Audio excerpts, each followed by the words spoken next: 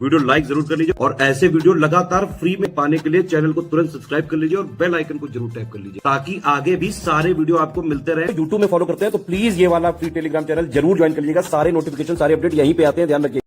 Hello everyone, welcome to study for civil services. I am Ichchha Mishra और ये series चल रही है हमारी यूपीपीएससी मेंस के लिए मोस्ट इंपॉर्टेंट क्वेश्चंस की, जो 2023 के मेंस के लिए और आगे वाले मेंस के लिए भी इंपॉर्टेंट हो सकते हैं।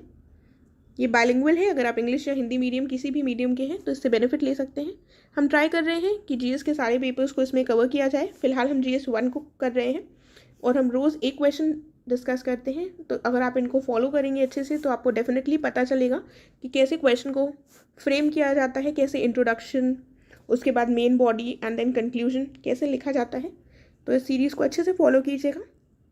इसको स्टार्ट करने से पहले मैं आपको बताना चाहूँगी कि आप हमारे पेड ग्रुप से भी जुड़ सकते हैं, जो UPSC, PPSC, UPPSC, UP triple SC और ईपीएफओ जैसे सभी एग्जाम्स के लिए चलाए जा रहे हैं। इनसे संबंधित अधिक जानकारी आपको गिवन नंबर्स पर मिल जाएगी। साथ ही आप फ्री टेलीग्राम चैनल से भी जुड़ सकते हैं, जिससे आपको चैनल के अपडेट समय समय पर मिलते रहेंगे। तो इसको ज़रूर ज्वाइन कर लीजिएगा अगर आपने अभी तक नहीं किया है तो। आइए हम आज का क्वेश्चन देखते हैं। क्या क्वेश्चन है, पढ़ लेते हैं question. Literary accounts of foreign travellers are useful in arriving at an understanding of the socio cultural life of ancient and early medieval Indian history. प्राचीन और प्रारंभिक मध्यकालीन भारतीय इतिहास के सामाजिक और सांस्कृतिक जीवन को समझने के लिए विदेशी यात्रियों के साहित्यिक वृत्तांत अत्यंत उपयोगी होते हैं। इस कथन को स्पष्ट कीजिए। देखिए, जो लिटरेचर लिखी गई है किसके द्वारा, जो फॉरेन ट्रैवलर्स आए, उनको पढ़कर हम उस समय की सोशियो कल्चरल जो लाइफ है उसको काफ़ी हद तक समझ सकते हैं, राइट। तो अब हमें यही बात यहाँ क्वेश्चन में दी हुई है और इसी को हमें एल्यूसिडेट करना है, बढ़ाना है। तो आइए देख लेते हैं। देखिए, अब इंट्रोडक्शन में हम कैसे देंगे। इंट्रोडक्शन में हम लिखेंगे कि हाँ, लिटरेरी सोर्सेज बहुत इंपॉर्टेंट सोर्सेज होते हैं हिस्ट्री पढ़ने के लिए। दो तरह के सोर्सेज होते हैं। अगर आप हिस्ट्री ऑप्शनल के स्टूडेंट हैं तो आपको पता होगा, एक लिटरेरी सोर्सेज होते हैं, एक आर्कियोलॉजिकल सोर्सेज होते हैं।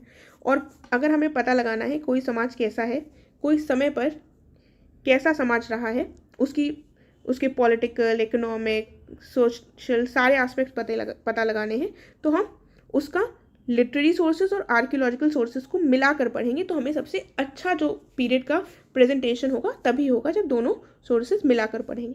और लिटरेरी जो सोर्सेज है इसमें दो तरह के सोर्सेज होते हैं। एक तो जो इंडियन राइटर्स के द्वारा लिखे गए, एक फॉरेन राइटर्स के द्वारा लिखे गए। क्वेश्चन में हमसे फॉरेन राइटर्स के द्वारा ही पूछा गया है और टाइम पीरियड कौन सा दिया हुआ है, एंशिएंट और अर्ली मेडिवल। तो उसी को हमें डिस्कस करना है। तो आइए हम वापस देखते हैं अपना क्या हमको लिखना है यहाँ पर अपने इंट्रोडक्शन में। इंट्रोडक्शन में हम लिखेंगे कि लिटरेरी सोर्सेज बहुत इंपॉर्टेंट सोर्सेज होते हैं हिस्ट्री पढ़ने के लिए। इंडिजिनस लिटरेचर के साथ साथ फॉरेन ट्रैवलर्स भी आए, उन्होंने भी अपनी लिटरेचर लिखी, उन्होंने भी अपनी किताबें लिखी और ये हेल्प करती है हमारी रिकन्स्ट्रक्ट करने में इंडियन हिस्ट्री को। ये हम इस तरह से अपना इंट्रोडक्शन देंगे। उसके बाद हम इंट्रोडक्शन में ही लिखेंगे कि ये जो ट्रैवलर्स आए थे वो कौन कौन से देशों से आए थे। ग्रीस, रोम, चाइना जैसे देशों से आए थे और समय समय पर इन्होंने अपनी किताबों में चीज़ों को लिखा, जिससे पता चलता है कि उस समय का समाज कैसा था, है ना। और काफ़ी रिच अकाउंट्स इन्होंने उस समय के बारे में छोड़े हैं।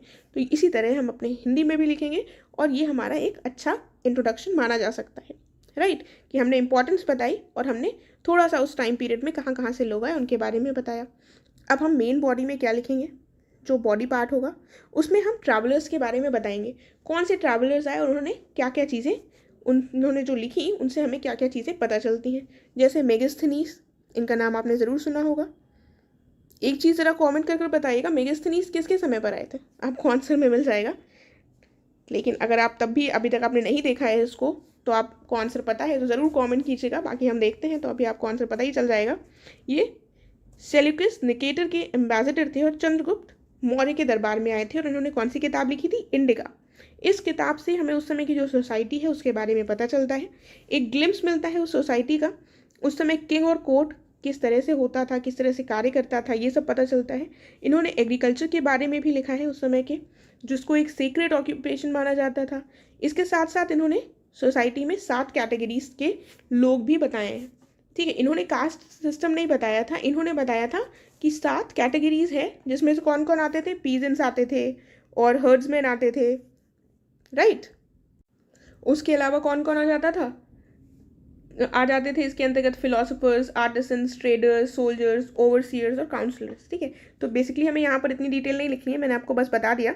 और वो जो सोसाइटी थी, ये इन्होंने कैटेगराइजेशन जो किया था क्लासेस में, ये गलत था।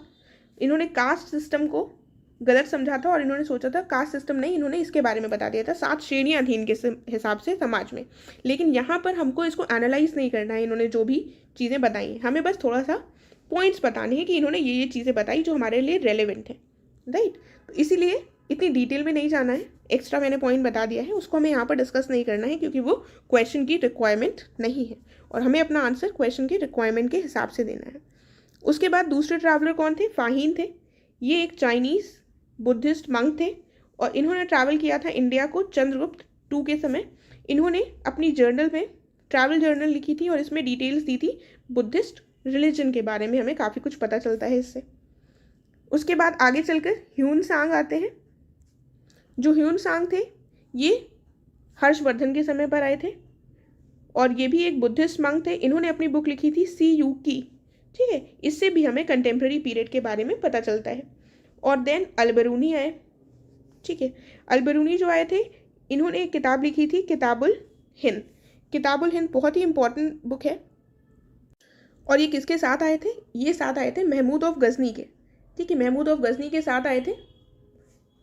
ये 11वीं सेंचुरी में इंडिया आए थे और इन्होंने अपनी किताब में बहुत कुछ लिखा है इंडियन सोसाइटी के बारे में।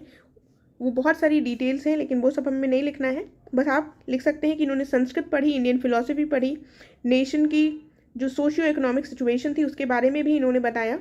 और इनकी जो बुक है ये काफ़ी रिच अकाउंट प्रोवाइड करती है इंडियन हिस्ट्री का और इन्होंने काफ़ी इन्वेस्टिगेशन भी किया था उस टाइम पीरियड पर। ठीक है, और इन्होंने जो भी ऑब्जर्वेशंस देखी थी बिटवीन द पीरियड 1017 से 1030 तक, उसको इन्होंने अपनी किताब में अच्छे से लिखा है, राइट। और इसके अलावा देखिए जो भी इंपॉर्टेंट ट्रैवलर्स आए और जो उनकी किताब कार्य थे वो हमने डिस्कस कर लिया, उनकी किताबों के नाम बता दिए हमने और उन्होंने जो जो थोड़ी थोड़ी सोसाइटी के बारे में चीज़ें बताई हैं उनको भी लिखना है। हमें अपने क्वेश्चन की कितनी वर्ड लिमिट है उसको भी ध्यान रखना है। अगर ऐसा नहीं है आपको ज़्यादा चीज़ें पता हैं तो आप चाहें कोशिश करें कि हम सब कुछ लिख दें, वो पॉसिबल भी नहीं है और उससे आपको मार्क्स भी नहीं मिलने वाले हैं। इसलिए बैलेंस्ड आंसर लिखने का प्रयास कीजिएगा। हमने आंसर में अपने जो भी इम्पॉर्टेंट ट्रैवलर्स थे फॉरेन उनको लिख दिया है। आप चाहें तो इसमें 1-2 पॉइंट्स और इंक्लूड कर सकते हैं अगर आपको कोई और फॉरेन ट्रैवलर पता हो या इनके कुछ जो इन्होंने सोसाइटी पर रिफ्लेक्ट की हैं चीज़ें उनसे संबंधित 1-2 पॉइंट्स भी और एडिशनल ऐड किए जा सकते हैं, राइट। इसके अलावा अब हम कंक्लूड करेंगे आंसर को।